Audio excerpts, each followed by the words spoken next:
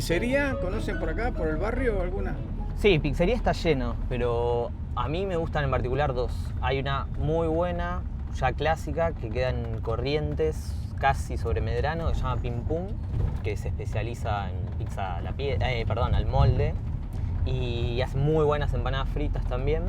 Y hay otra también que me gusta mucho, que está en Mitre y Medrano, que se llama La Vía, que hace pizza a la media masa, que también es muy buena, la verdad. Esas del barrio son mis preferidas. ¿Y qué les gusta arriba de esa gran pizza? Jamón, mozzarella, anchoa. A mí me gustan las clásicas, napolitana, fugaceta, pero la que más me gusta es la pizza de ananá. Pero como la hacen en el sur, que le ponen azúcar negra y cerezas en marrachino. Qué bueno. ¿A vos qué te gusta? A mí me gusta mucho la fugaceta, como hacen acá en Buenos Aires, que no la hacen en otro lado así. Y me gusta la mozzarella clásica. La verdad que soy bastante conservador con los gustos de pizza. Esa es la verdad.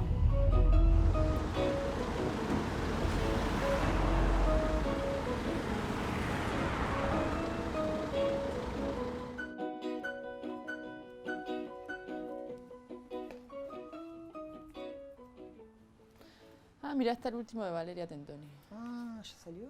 Sí, Ah, qué bueno. mira, tiene la contratapa de Cynthia Rimsky. Qué grande, vale.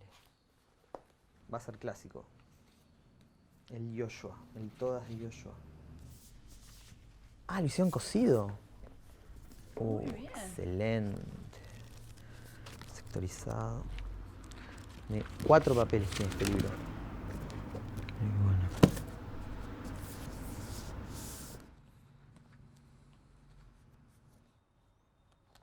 ¡Tatán! Qué bueno verlo en una librería. Se ve distinto, ¿no? Cuando lo ves en una librería que junto con los otros. Sí, ¿no? Quedó linda esta tapa. Quedó hermosa. ¿Y los nuestros dónde están? Acá, mirá. Este. Rara Avis tiene, como todo, una prehistoria y una historia. Todos y todas las que componemos Rara Avis venimos o nos conocimos en la carrera de filosofía. Y ya promediando el final de nuestra experiencia como estudiantes, yo con José Luis Amaya teníamos un poco como el deseo, y con otra gente también, como el deseo medio post-adolescente de tener la editorial para publicar nuestros textos y a nuestros amigos y demás. Eso creo que fue como el germen del deseo de tener una edición. Fui adquiriendo un poco más de experiencia mínima del know-how, al menos de cómo se hacen los libros, cómo circulan, cómo se producen, cómo se leen. Y ahí ese deseo post-adolescente, sumado a esa etapa en la que había que tomar una definición sobre qué trabajar y qué hacer con nuestras inquietudes intelectuales, apareció la idea de tener una casa editorial. Y fue una muy buena respuesta existencial para ese momento, porque pensamos, o se nos ocurrió, que combinaba muy bien el tema de nuestras inquietudes, nuestra producción intelectual, con una forma o una posible forma de vida y de ganarse la vida. Se nos ocurrió inmediatamente ir a buscar a nuestra colega y amiga Julieta. Y me acuerdo ese día cuando fui a la casa de Julieta a tomar mate y le propuse: vamos a hacer una editorial y tengo una propuesta. De mínima, quiero publicarte un libro. De medio término, te propongo dirigir una colección. Y de máxima, me encantaría que te sumes. O sea, ahí acabó la protohistoria de Rara Avis y empezó la etapa histórica de Rara Avis.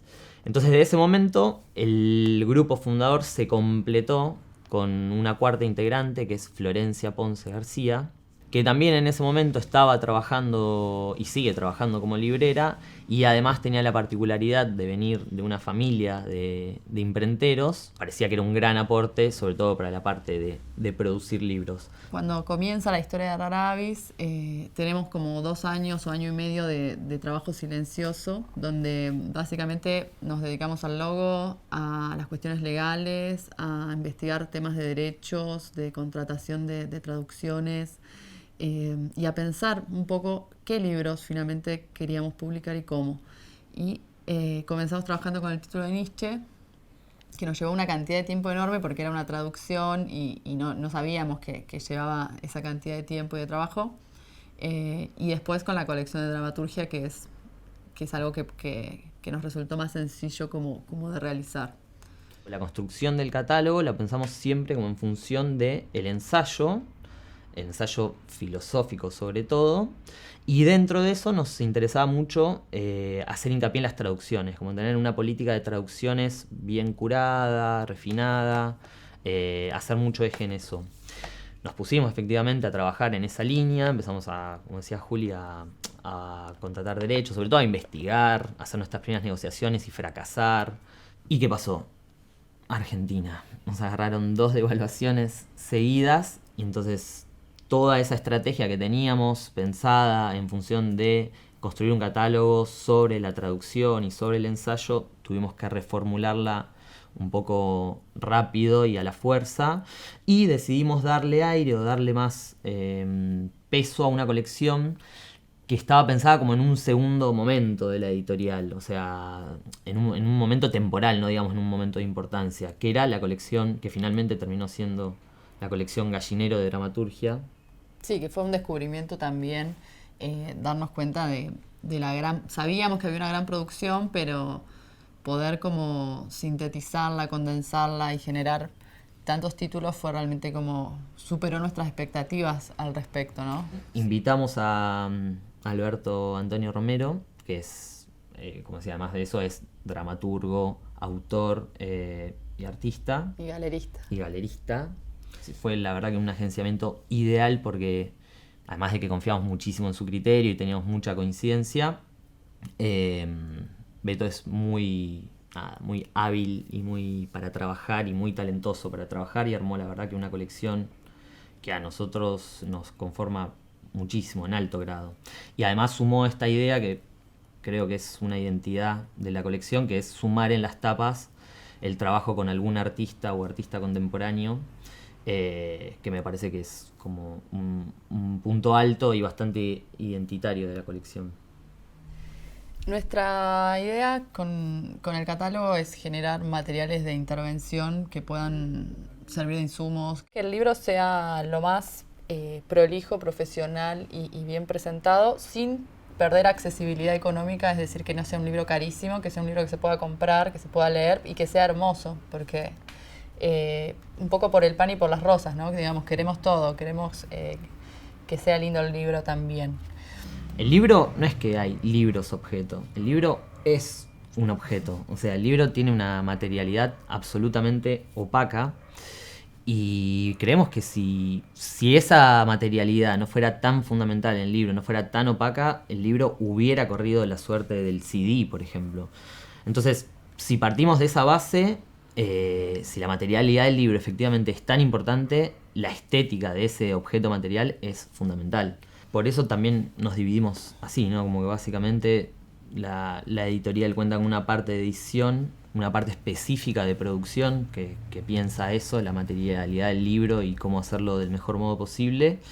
Y también está la parte comercial y distribución, que se encargaba nuestro querido y amado amigo José Luis, que también, digamos, forma parte de esta historia que hace Raravis, que, bueno, José como miembro fundador, tuvimos la desgracia de que este año falleciera. Además, falleció durante nuestra primera participación oficial en la Feria del Libro de Buenos Aires. Así que la verdad que fue como un recomenzar, o sea que Raravis ya no solo tendría una protohistoria, una historia, sino tendría una sobrehistoria que comienza, bueno, con la pérdida de nuestro amigo, que era una parte fundamental de nuestra editorial, de nuestra vida. Y lo traía por esto, porque creemos también que una tercera parte fundamental de la edición es la distribución, o sea, el contacto con las lectoras y los lectores. Y si el libro no llega a esa instancia, es como que sigue sin cumplir del todo su meta. Teoría de las aguas es el 6º título de la colección Gallinero. Se trata de 4 obras de Magda de Santos. El libro viene con un prólogo excelente de Adriana Carrasco, que no es solo es una introducción al libro, sino un más que prolijo, completo y lúcido análisis y repaso de ciertas coordenadas del movimiento feminista y sobre todo del movimiento lésbico. Las 4 obras tienen como punto común o como universo común el apocalipsis o la crisis. Digamos, en todas las obras está como operando de fondo esa situación y digamos, en cada obra va determinando la acción y a los personajes. Dentro de las 4 piezas, 2 son obras más clásicas en sentido formal de teatro, digamos, en cuanto a su estructura y al desarrollo y a la escritura. Los otros 2 textos son un poco más raros. Bohemie es una crónica muy buena, muy bien escrita, situada también en el 2001, pero haciendo mucho juego y reminiscencia con cuestiones de los 70s. Y pensé que me ahogaba, pero estaba yendo más profundo, que es un monólogo. Es una voz trans, claramente, muy lúcido, muy bien escrito. Y las otras 2 obras, sí, como decía, son un poco más clásicas. Canadá, que es la primera obra que escribió Magda, que también está orientada, mejor dicho, situada en la crisis del 2001.